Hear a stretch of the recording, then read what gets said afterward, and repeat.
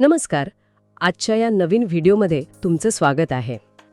आज आपण जमिनीची मोजणी आता झटपट कशी होणार आहे या अत्यंत महत्त्वाच्या विषयाच्या मुळाशी जाणार आहोत. अगदी बरोबर. मुख्यमंत्री देवेंद्र फडणवीस यांच्या नेतृत्वाखाली महायुती सरकारचा हा एक मोठा आणि धाडसी निर्णय आहे. महसूल मंत्री चंद्रशेखर बावनकुळे यांनी विधानसभेत नुकतीच घोषणा केली आहे की 30 मार्चपासून याची प्रत्यक्ष अंमलबजावणी सुरू होईल. तर आपल्या महसूलशाहीच्या या मंचावर आज आपण याचा सखोल आढावा घेणार आहोत.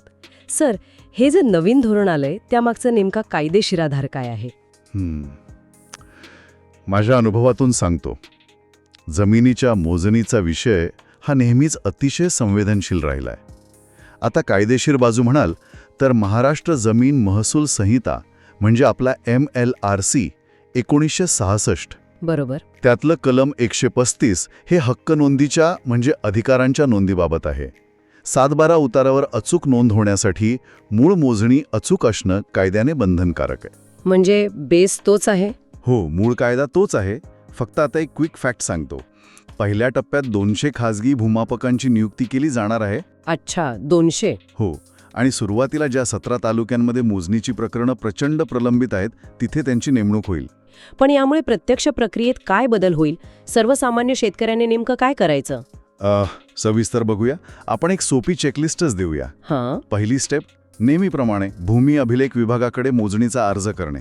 हां. दुसरी स्टेप, भूमी अभिलेख विभाग स्वतः या अर्जावर एका खासगी परवानाधारक भूमापकाची नियुक्ती करेल. ओके. तिसरी स्टेप, त्या भूमापकाद्वारे प्रत्यक्ष जागेवर जाऊन पारदर्शक मोजणी करणे. अच्छा. आणि चौथी स्टेप, तो अहवाल प्राप्त होताच अधिकृत 7/12 अद्ययावत करणे. क्या बात आहे. हे ऐकणारे प्रेक्षकांना मला आवर्जून विचारायचं आहे, तुमच्या गावात अशी मोजणीची समस्या आहे का? समस्या नक्की कमेंटमध्ये लिहा. आणि हो, अशाच माहितीसाठी आपल्या चॅनलला आत्ताच सबस्क्राईब करा.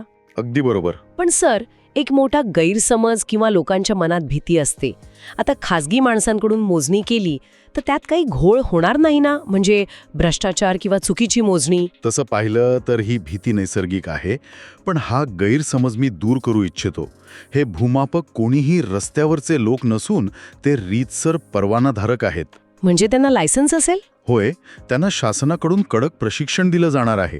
आणि महत्त्वाचं म्हणजे त्यांच्या कामावर भूमी अभिलेख विभागाचं थेट नियंत्रण असेल.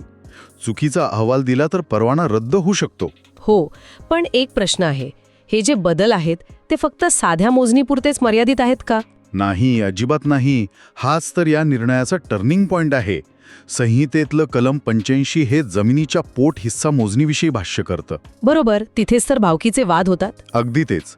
आता या नव्या निर्णयानुसार राज्यातील 18 तालुक्यांमध्ये याच पोट हिस्सा मोजणीचा एक मोठा पथदर्शी प्रकल्प राबवला जाणार आहे. वा. प्रेक्षकांनो, तुम्ही याबाबत कधी विचार केला आहे का? कमेंट सेक्शनमध्ये सांगा. यामुळे प्रलंबित वाटणीपत्र आणि कौटुंबिक वाद वेगाने मिटतील. खरंच, हा निर्णय म्हणजे एक मोठी क्रांतीच म्हणता येईल. थोडक्यात सांगायचं तर नागरिकांना आता जलद आणि पारदर्शक सेवा मिळेल. होय, आणि प्रेक्षकांनो, हे लक्षात ठेवा, म्हणजे पुढे अडचण येणार नाही.